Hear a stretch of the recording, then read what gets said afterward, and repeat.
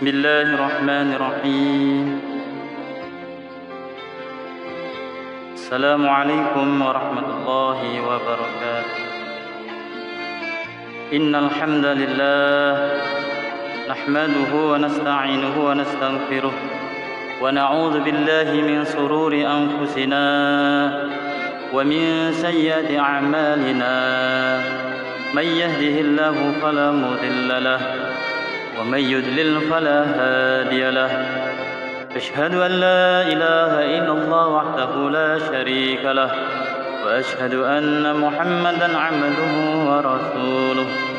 قال الله تعالى في كتابه الكريم: أعوذ بالله من الشيطان الرجيم.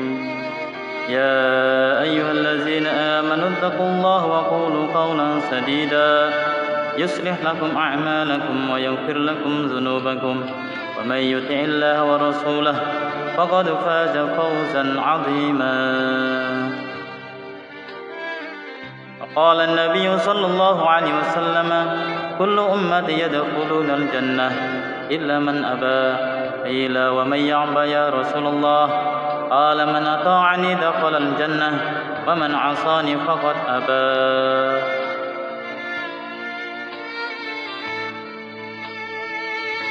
Pemirsa media dakwah yang dimuliakan Allah Subhanahu wa taala, marilah kita renungi sejenak tentang perjalanan hidup manusia yang akan kembali ke semula kita diciptakan, yaitu dari tanah yang dinamakan dengan alam barzah atau alam kubur. Diriwayatkan dari Abdullah bin Salam, masuklah pada mayit seorang malaikat sebelum masuknya malaikat Munkar dan Nakir. Seorang mayit sebelum didatangi oleh Munkar dan Nakir akan didatangi malaikat sebelum Munkar dan Nakir yang memiliki wajah cemerlang, wajahnya bak sinar matahari.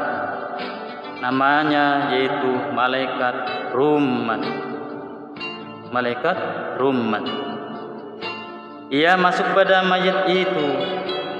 Kemudian dulu dia berkata kepada mayit: "Wahai mayit, tulislah perbuatanmu dari kebaikan sampai kepada perbuatan keburukanmu." Mayit ini berkata kepada malaikat: "Wahai malaikat, dengan apa aku menulis? Di mana penaku dan tintaku serta tempat tintaku?" Maka malaikat itu berkata kepadanya: "Air liurmu adalah tintamu dan penamu adalah jarimu." Mayit ini berkata, "Di atas apa aku menulis? Padahal aku tidak mempunyai buku." Maka Nabi SAW bersabda, maka malaikat itu merobek kain kafannya, potong lalu memberikannya seraya berkata, "Ini adalah bukumu, maka tulislah." Maka mayit ini menulis amal yang dilakukannya di dunia tentang kebaikannya. Ketika sampai pada kejelekannya, ia merasa malu untuk menulisnya. Lalu malaikat berkata, "Hai orang yang bersalah, kenapa kamu tidak merasa malu kepada Zat yang menciptakanmu dalam melakukan keburukan waktu di dunia? Sekarang kamu merasa malu kepada aku." Maka malaikat itu mengangkat dadanya, lalu dipukulkan pada mayit tersebut. Kemudian mayit itu berkata, "Bangunkanlah aku sehingga aku menulis kejelekan itu." Akhirnya mayit menulis keburukannya, termasuk semua kebaikannya dan keburukannya. Kemudian malaikat itu memerintahkan mayit agar melipat buku itu dan menstempelnya. Lalu mayit melipat buku itu dan berkata, Dengan apa aku menstempelnya padahal aku tidak mempunyai sebuah stempel? Maka malaikat itu berkata, stempellah buku itu dengan kukumu.